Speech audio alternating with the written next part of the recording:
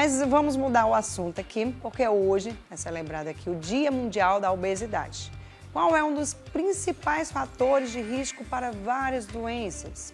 Bom, o endocrinologista Dr. Felipe Menezes, ele está aqui para responder nossas dúvidas. E você que está aí do outro lado, pode ficar à vontade para participar junto conosco. Pode mandar a tua pergunta através do nosso WhatsApp, 981457570, tá? Se você tiver alguma dúvida, fique à vontade, tá bom? Doutor, tudo bem? Seja bem-vindo. Bom dia, tudo bem, Marília? Eu que agradeço esse convite, viu? Então, doutor Felipe, e primeiro eu vou te perguntar o que é a obesidade? Quais são as características da obesidade? Boa pergunta, Marília. Em relação à obesidade, só para você saber a importância no mundo, estima-se que cerca de 1,9 bilhões de pessoas têm quadro de sobrepeso e 650 milhões de pessoas no mundo com obesidade. No Brasil, estima-se que 60% da população tem sobrepeso e cerca de 20% já são obesos, ou seja, 1 a cada 5 brasileiros, 1 é obeso. A gente define obesidade pelo índice de massa corpórea, que é a relação entre o peso e a altura ao quadrado. Certo. A gente considera sobrepeso quando tem um índice de massa corpórea entre 25 a 29,9 e a pessoa é obesa a partir do índice de massa corpórea acima de 30. Existem tipos de obesidade? Sim, a gente tem o tipo de obesidade androgênica, que é a característica, a obesidade masculina, que a gente chama às vezes também que é a gordura visceral, que é essa obesidade localizada mais no abdômen, tá certo? Que no homem a gente considera uma circunferência abdominal acima de 105 e nas mulheres acima de 85. E a mulher geralmente tem a gordura que a gente chama impeira, que é mais gordura em quadril e coxa. E essa gordura até é benéfica, dá uma proteção em relação ao risco cardiovascular. A gente vê que a gordura que está associada ao maior risco de infarto e de AVC é essa gordura visceral nos pacientes. Muito bem. Existem causas? Quais são as principais causas para uma pessoa ficar obesa? As principais causas, existem fatores genéticos, existem síndromes também que causam obesidade, mas a principal causa da obesidade é a questão do sedentarismo. Principalmente nesse tempo de pandemia do Covid, que as pessoas ficaram mais tempo dentro de casa e ficaram tendo uma má alimentação e essa falta de atividade física. Só para você ver como é importante a questão das medidas de modificação do estilo de vida, a dieta, assim, a gente considera 90%. Uma dieta, por exemplo, do jejum intermitente, dieta do Mediterrâneo, a dieta DASH, que é para paciente que é hipertenso, a gente considera uma dieta balanceada quando há uma ingesta de cerca de 10 a 35% de proteína, 45 a 60% de carboidrato e entre 20 a 35% de gordura. Então a gente considera uma dieta balanceada para o paciente perder peso e cerca de 1.000 quilocalorias, uma dieta que é interessante para perca de peso. Em relação à atividade física, a gente considera que no mínimo é interessante que o paciente faça 250 minutos por semana, ou seja, dá 4 horas e 10 minutos de atividade física semanal para perca de peso. Doutor, quais são as principais doenças que são causadas pela obesidade? Várias, boa pergunta. Muitas, né? Tem várias. Muitas. Né? A obesidade está associada à doença do refluxo, né? Só quem tem refluxo sabe como é. A apneia do sono, que a gente também estima pela circunferência da cervical do paciente. E também a gente tem a polissonografia, que é um exame que vê se o paciente ele desatura. A gente pensa mais apneia do sono naquele paciente que é gordinho e diz, doutor, eu acordo de manhã, notei que não consegui restabelecer a minha energia para praticar minhas atividades diárias e eu me sinto cansado, parece que eu não dormi nada. E exatamente, porque quando o paciente está dormindo, por estreitamento das vias aéreas superiores, ele começa a roncar e às vezes começa a ocorrer uma dessaturação. E ele começa a acordar de noite. Várias vezes acorda no decorrer da noite. E aí não tem um sono de qualidade para recuperar. É verdade. E é mesmo, viu? Menina é mesmo. Quem é mais gordinho assim, tende a ter a apneia do sono, né? Exato. A noite inteira. E às vezes a gente chega, não dormi direito, eu tô tão cansado, parece até que eu não dormi. É engraçado mesmo que acontece isso Exato. mesmo. Fora mais comum, assim, que a gente sempre fala, a hipertensão, o diabetes, que está associado principalmente o diabetes principal, o diabetes tipo 2, né? Associado à obesidade, ao ganho de peso. E também o aumento do colesterol, que está associado à obesidade de forma que a gente chama de síndrome metabólica. E por que essa síndrome é importante? Que sempre os médicos falam na TV e tal. Porque essa síndrome provoca um aumento do risco de cerca de 4 vezes a 5 vezes de a pessoa ter um infarto e um AVC. Certo. E caso não sejam fatais, é algo que vai contribuir para piorar a qualidade de vida dos pacientes. Muito bem. Temos uma pergunta aqui, solta o áudio, por favor. Bom dia, Marília. Bom dia, doutor simpático. Eu tenho um problema comigo que eu não sei direito o que é. Talvez até eu saiba, né? Porque tem época que eu fecho a boca, tem época que eu libero um pouco. Talvez seja isso, mas eu faço academia, tudo mais, faço dieta, fico bem magrinha. Depois, com o tempo, volta tudo de novo. Quer dizer, aquele ditado estilo sanfona, né? Eu gostaria de saber o que a gente deve fazer, como a gente deve fazer para não ficar assim, nesse vai e vem de estilo sanfona. É fechando a boca mesmo? É algum problema que a pessoa tem? Eu gostaria de saber disso, tá bom? Obrigada. Obrigado, bom dia. Ótima pergunta, eu vou respondê-la também. Eu acho que essa é uma das perguntas, né, mais frequentes no consultório. Com Porque certeza. doutor engorda, emagreça, enfim. Com certeza. Sempre é bom que haja uma avaliação hormonal, do seu perfil hormonal. Então é importante você procurar o seu endocrinologista para investigar os hormônios da tireoide que estão associados ao ganho de peso, avaliar outras condições que podem provocar esse aumento desse peso. E assim, é porque quando a gente começa a fazer uma dieta, eu sempre digo aos meus pacientes, para você fazer uma dieta efetiva tem que ser acima de 2 anos. Essa dieta que a gente faz, eu faço dieta por 3 meses, eles falam para mim, eu disse, tá certo. Essa dieta, quando é em curto período de tempo, o organismo tende a secretar hormônios, principalmente a grelina no estômago, para estimular o apetite da pessoa, para forçar a pessoa a comer.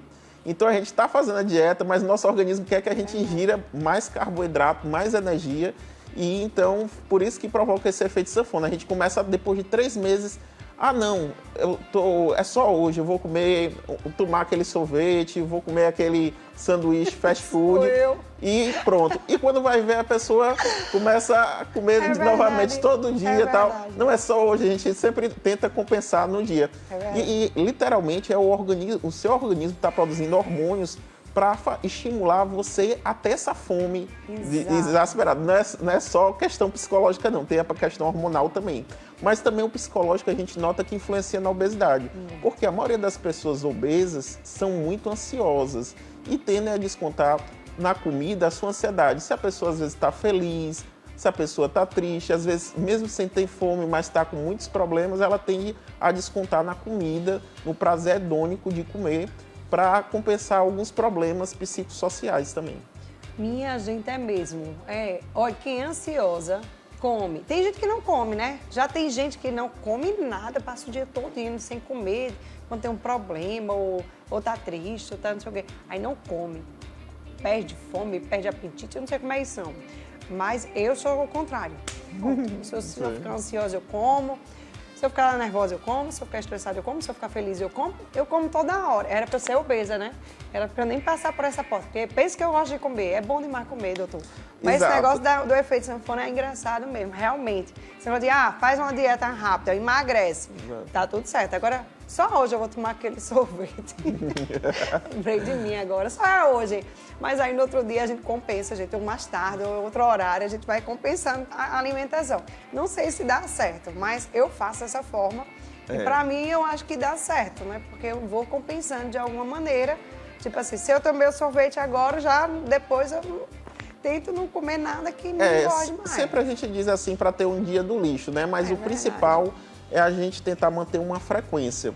Uma coisa que ajuda muito em relação à atividade física, você vai ver muita gente, sim, eu vou até falar para vocês na TV agora, O principal não é atividade física, é dieta. 90% para perder peso verdade. é dieta, não é Por isso que a gente vê muita gente, por exemplo, aquele gordinho que a gente vai até o meme, na esteira e está comendo um sanduíche.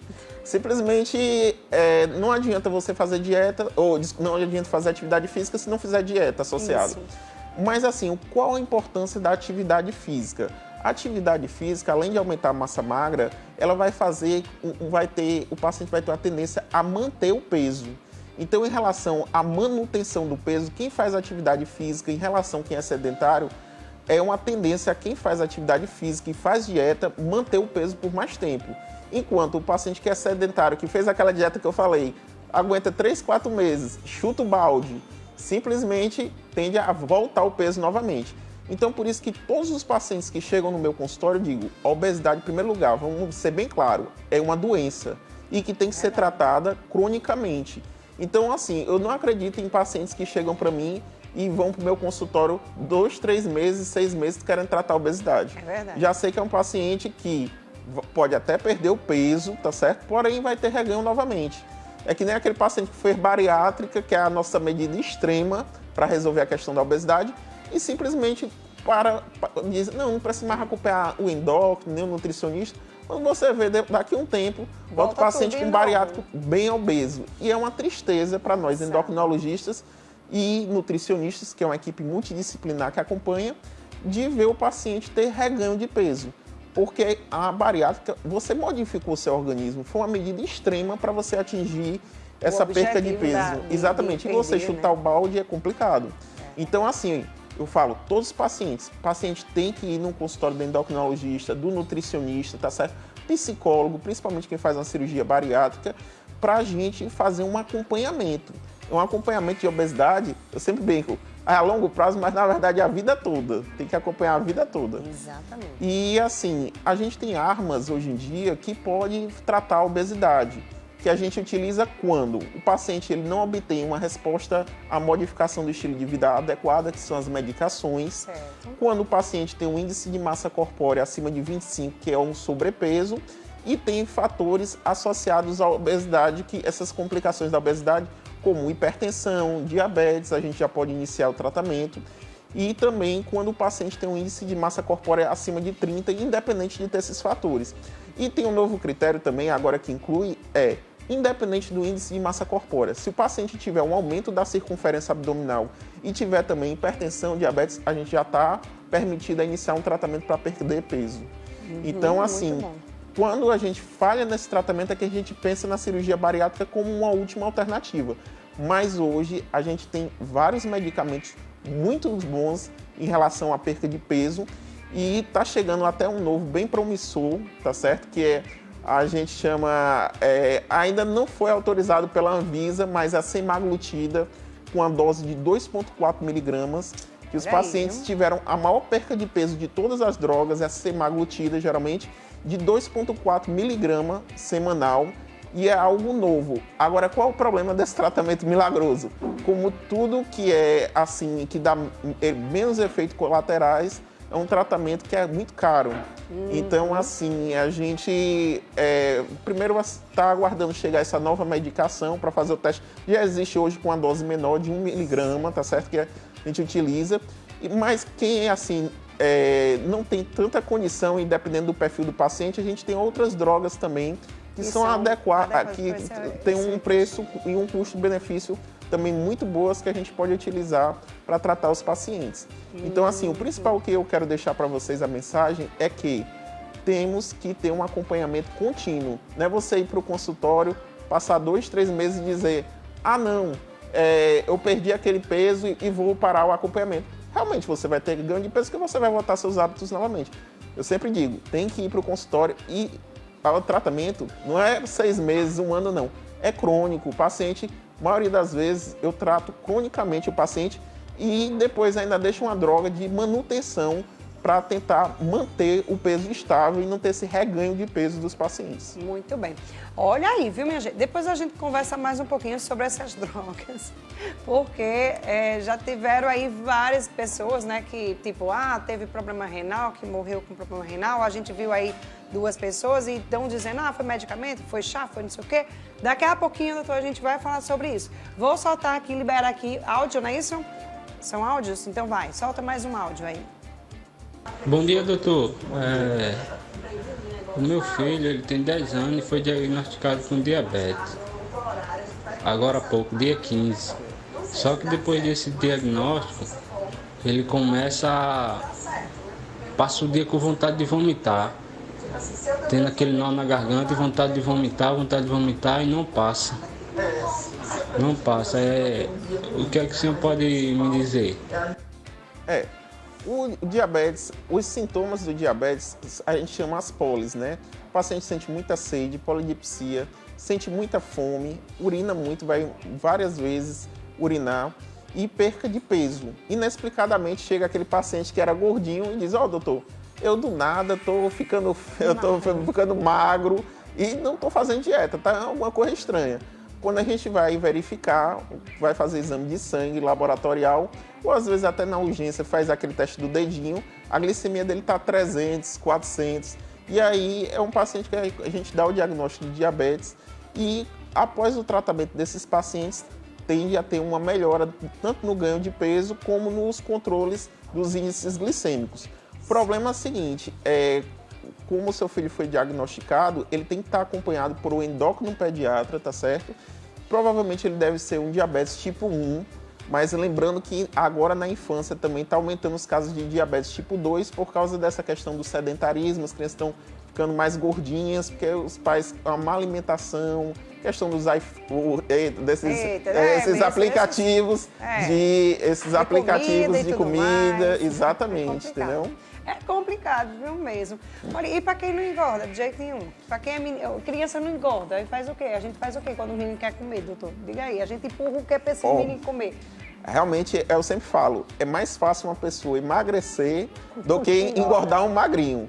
Porque geralmente o paciente magro é um paciente que tem um metabolismo muito alto, salvo algumas exceções. Mas, assim, geralmente os pacientes que são assim, não ganham peso de forma alguma, tem um índice de massa corpórea bem limítrofe, até da desnutrição, são pacientes que têm um metabolismo muito rápido. O que eles comem, literalmente, eles consomem. Exatamente. Ele comeu aquela energia, ele já gasta aquela energia que ele consumiu. Então, assim, esses pacientes, a gente sempre tem dietas saudáveis, hipercalóricas, que em primeiro lugar a gente caminha para nutricionista. Tem algumas medicações que podem ajudar também esse ganho de peso em relação a abrir o apetite, efeito adverso ganho de peso. Mas, assim, a gente não tem nenhuma medicação específica para o ganho de peso, não. Existem medicações que auxiliam em melhorar o apetite do paciente e tem como efeito adverso o ganho de peso que a gente utiliza para ganhar alguns quilinhos desses pacientes. Mas são pacientes dificílimos de ganhar peso. Na hora que tudo que eles comem, eles geralmente consomem e não tem um ganho de peso assim tão grande quanto esperado. Muito bem. Pois é, já tem aqueles que dizem, eu não gosto de comer. Como é que a pessoa não gosta de comer? Coisa melhor do mundo é comer, pelo amor de Deus, é bom demais. Mas olha, eu vou voltar com o Dr. Felipe já, depois do intervalo.